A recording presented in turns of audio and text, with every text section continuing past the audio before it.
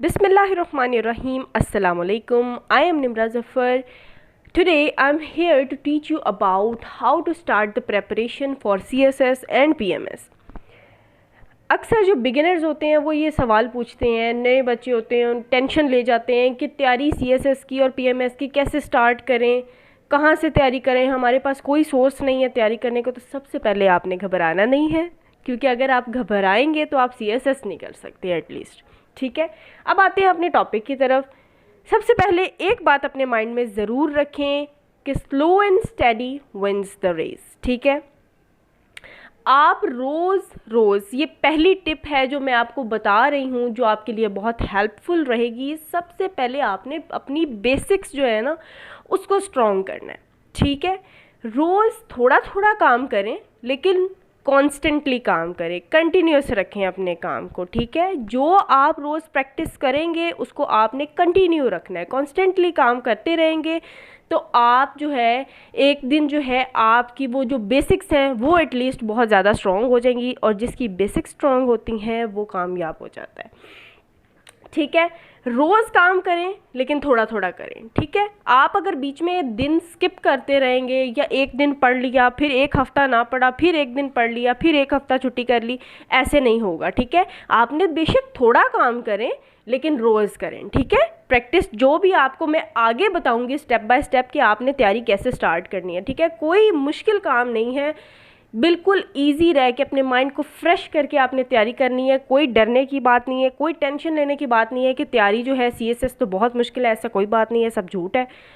अगर आप में इतनी कैपेबिलिटी है, अगर आप वाकई इरादा रखते हैं कि मैंने CSS करना है, तो आपके लिए कोई मुश्किल बात नहीं है। अब आते हैं स्टेप नंबर 1 पे कि आपने तैयारी कैसे स्टार्ट करनी है। सबसे पहले तो आपने फोकस करना है अपनी इंग्लिश पे, इंग्लिश राइटिंग पर भी, स्पीकिंग पर भी। ठीक है, आपकी स्पीकिंग पावर बहुत अच्छी होनी चाहिए, और अगर आपकी स्पीकिंग पावर अभी इस वक्त अच्छी नहीं है तो इसमें कोई इतनी बड़ी मसले वाली बात नहीं है। शुरू में सभी ऐसे होते हैं, गलत इंग्लिश बोलें लेकिन प्रैक्टिस करें। ठीक है, सबसे पहले तो आपने अपने इंग्लिश पे फोकस करना है। आप बुक, उसके लिए आपको क्या करना पड़ेगा, आप रोज़ डेली न्यूज़पेपर पढ़ें। सबसे पहले तो डॉन न्यूज़पेपर आपको मैं रेकमेंड करूँगी, न्यूज़पेपर पढ़ें, डेली पढ़ें। उसका सेंटर वाला पेज होता है ओपिनियन पेज, उस पर एडिटोरियल्स होते हैं, आर्टिकल्स लिखे होते हैं, वो आर्टिकल आपने रोज़ रीड करने हैं। उससे आपकी जो इंग्लिश है ना वो बहुत ज़्यादा इम्प्रूव होती है। आपकी ऐसे राइटिंग की जो वो है ना, ऐसे राइटिंग जब आपने करनी होती है तो वो ऐसे राइटिंग बहुत अच्छी होती है और इसके लिए बहुत हेल्पफुल रहता है न्यूज़पेपर। ठीक है, उसके बाद आप रोज़ बुक रीडिंग किया करें। कोई चीज़ भी है, कोई बुक पढ़ी हुई है, आपका काम है बस कॉन्स्टेंटली आपने कंटिन्यूसली रीडिंग करनी है। ठीक है, इससे आपका क्या होगा, स्पीकिंग पावर भी आपकी इससे अच्छी होती रहेगी। और तीसरी बात क्या है, आपने इंग्लिश को लिखना भी है, क्योंकि जब आप अकेली इंग्लिश सुनते रहेंगे या देखते रहेंगे या पढ़ते रहेंगे तब तक आप इंग्लिश बोलने या लिखने के काबिल नहीं होते। ठीक है, तो यहाँ पर सबसे इम्पोर्टेंट स्टेप ही यही है कि आपने इंग्लिश बोलनी भी है। गलत बोलें कोई बात नहीं, एक ना एक दिन वो ठीक हो जाएगी, लेकिन बोलें ज़रूर। अपने घर में बोलें, बहन भाइयों के साथ बोलें, बाहर निकलें, लेकिन इंग्लिश बोलें, लाजमी इंग्लिश की प्रैक्टिस करें डेली। ठीक है, और दूसरी बात क्या है, इंग्लिश को लिखना है आपने, ताकि आपके टेंसेस ठीक हो सकें, क्योंकि अगर टेंसेस गलत होंगे, गलती की कोई गुंजाइश नहीं है। आप इंग्लिश ऐसे राइटिंग का पेपर कभी भी आप पास नहीं कर सकते अगर आपकी टेंसेस या सेंटेंस स्ट्रक्चर एटसेट्रा इनकी मिस्टेक्स होती हैं। ठीक है, तो यहाँ पर आपके लिए सबसे ज़्यादा इंपॉर्टेंट पहला स्टेप क्या है कि आप अपनी इंग्लिश अच्छी करें। आपकी इंग्लिश अच्छी नहीं है तो आप CSS अटैम्प्ट नहीं कर सकते। ठीक है, तो सबसे पहले आपके टेंसेस की कोई गलती नहीं होनी चाहिए, सेंटेंस स्ट्रक्चर आपका बिल्कुल ठीक होना चाहिए, अच्छी इंग्लिश लिखनी है, वोकैबलरी अपनी अच्छी करें। वोकैबलरी के लिए सबसे अच्छा सोर्स जो है वो न्यूज़पेपर है। न्यूज़पेपर में जो ऑडिटोरियल्स होते हैं वहाँ पर जितने आर्टिकल लिखे होते हैं उन्हें आप पढ़ेंगे तो वहाँ पर आपको शुरू में ज़रूर आपको न्यूज़पेपर पढ़ना मुश्किल लगता है, मुझे भी मुश्किल लगा था शुरू में,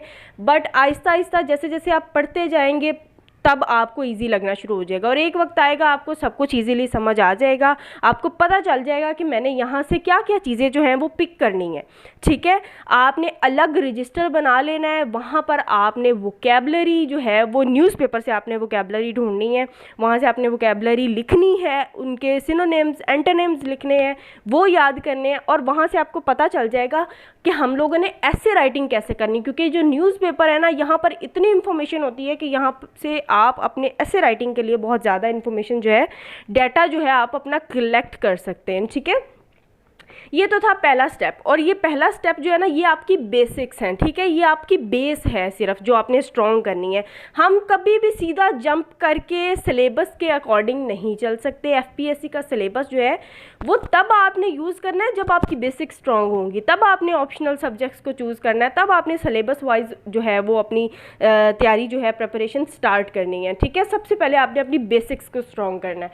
अब पहला स्टेप तो ये था। दूसरा स्टेप पे आ जाते हैं। दूसरा स्टेप है आपका नॉलेज। दूसरे स्टेप में आपने नॉलेज गेन करनी है। जब तक आपके पास नॉलेज नहीं होगा, आप अपने पेपर के ऊपर कुछ भी नहीं लिख सकते। ऐसे राइटिंग लिखने के लिए पहली शर्त यही है कि आपके पास नॉलेज होना चाहिए। जब आपको किसी चीज़ का आइडिया ही नहीं होगा, जब आपको बेसिक नॉलेज ही नहीं होगा किसी चीज़ का, तो आप ऐसे राइटिंग नहीं लिख सकते, क्योंकि ऐसे राइटिंग जो है वो 2500 to 3000 वर्ड्स का आपने लिखना होता है, और वो आप तभी लिख सकेंगे जब ये आपके पास किसी टॉपिक पर नॉलेज होगी। ठीक है, टॉपिक्स कलेक्ट करें, कोशिश करें कि कोई भी टॉपिक ले लें, उसके ऊपर आप जो है वो नॉलेज और डाटा कलेक्ट करना शुरू कर दें। ठीक है, और नॉलेज की जो सोर्स है कि नॉलेज आपको कहाँ से मिले, आपको नेशनल और इंटरनेशनल लेवल पर नॉलेज हर चीज़ का होना चाहिए। हमारे मुल्क में क्या हो रहा है, मुल्क से बाहर क्या हो रहा है, आपको ईच एंड एवरीथिंग, हर चीज़ का नॉलेज होना चाहिए, तभी आप सीएसएस अटेम्प्ट कर सकते हैं। ठीक है, अब आपका काम क्या है, नॉलेज आप कैसे गेन कर सकते हैं, न्यूज़ देखा करें। ठीक है, न्यूज़ देखने से आपको पता चलेगा कि मुल्क में क्या हो रहा है और मुल्क से बाहर क्या हो रहा है, मुल्क के हालात क्या है। क्योंकि आपको जो ऐसे आएगा वो जाहिर है किसी न किसी करंट इशू पर, करंट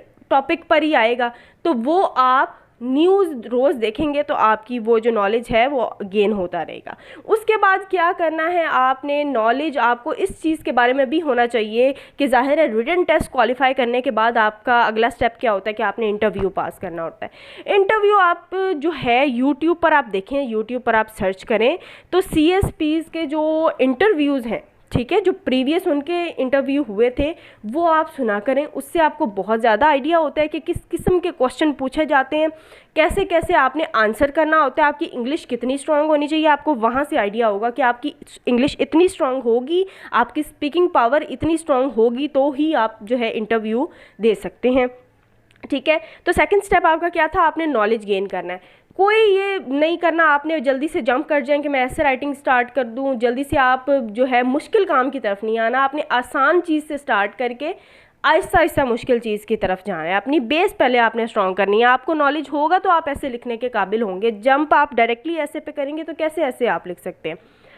ठीक है, ये था सेकंड स्टेप जिसमें आपने नॉलेज जो है, अपना सारा नॉलेज आपके पास होना चाहिए हर चीज़ का। ठीक है, स्टेप नंबर 3 क्या है, उसके बाद जब आप इन चीज़ों पर आपकी पूरी कमांड होगी, then you should jump forward towards the FPSC syllabus. ठीक है, स्टेप नंबर 3 में आपने फिर क्या करना है, जब आपको लगे कि मेरी बेस इतनी स्ट्रांग हो गई है, मुझे चीज़ों की नॉलेज है, तब आप आ जाएं एफपीएससी का सिलेबस देखें कि मैंने कौन कौन से जो सब्जेक्ट्स हैं वो चूज़ करने हैं। ठीक है, सब्जेक्ट्स अपने चूज़ करें और उन सब्जेक्ट्स में फिर आपने आहिस्ता आहिस्ता पढ़ना शुरू करना है। ठीक है, आहिस्ता आहिस्ता आपको उन सब्जेक्ट्स पर कमांड होगी। ठीक है, और सबसे इम्पॉर्टेंट बात मैं आपको बता दूं कि ये बात कभी मत सोचें कि अभी मेरे इतने साल पढ़े हैं, मैं सीएसएस की तैयारी अभी से क्यों स्टार्ट कर दूं। आप अभी ग्रेजुएशन कर रहे हैं, ठीक है, आपकी अभी डिग्री नहीं हुई, लेकिन मैं आपको यही रिकमेंड करूंगी कि वही बच्चे कामयाब होते हैं जिनकी बेसिक्स बहुत स्ट्रांग होती है। आपकी बेस नहीं बनेगी तो आप कभी भी कामयाब नहीं हो सकते।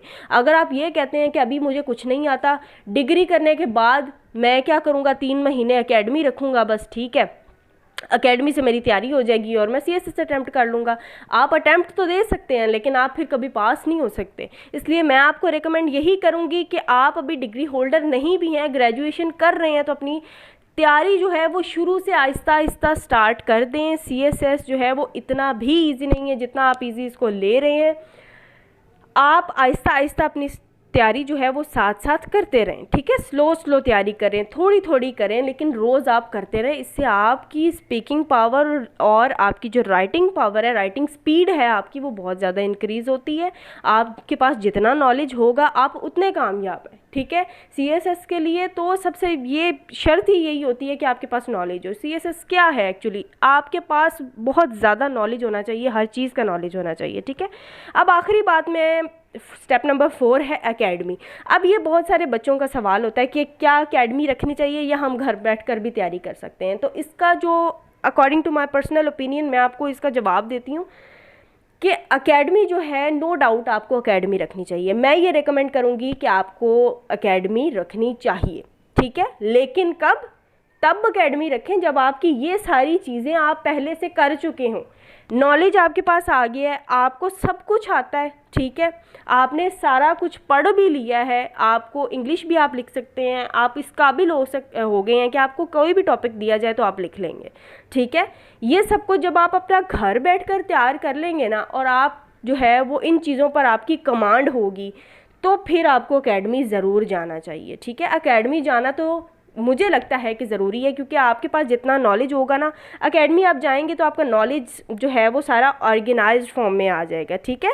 आपको पता चल जाएगा कि पेपर अटैम्प्ट कैसे करना है, आपकी प्रैक्टिस काफ़ी ज़्यादा हो जाएगी। जितना आपका नॉलेज आपने गेन किया होता है उसको समराइज़ कर देते हैं, ठीक है, तो आपके लिए ज़्यादा इजी हो जाता है, ठीक है। एकेडमी में बाकी बच्चे भी होते हैं, आपका बहुत ज़्यादा कंपटीशन आ जाता है वहाँ पर, तो आप एक दूसरे से कंपटीशन में ही इतना मतलब कि सीख जाते हैं कि मुझे लगता है कि एकेडमी रखना ज़रूरी है, ठीक है। ये मेरा पर्सनल ओपिनियन था, बाकी हर बंदे की अपनी अपनी राय होती है। लेकिन एकेडमी में आपको डायरेक्टली ये नहीं कह रही कि आप एकेडमी ज्वाइन कर लें, ठीक है। एकेडमी आप ज्वाइन मत करें अगर आपको कुछ नहीं आता तो। मेरी जो ओपिनियन है वो यही है कि पहले आप इन चीज़ों पर अपनी कमांड हासिल करें, उसके बाद आप एकेडमी जाएं और फिर उसके बाद आप अटैम्प्ट दें, इंशाल्लाह आप जो है वो क्लियर कर देंगे। So this was all about our today's lecture. Thanks for watching the video, and if you like the video then don't forget to like, share and comment. Thank you so much.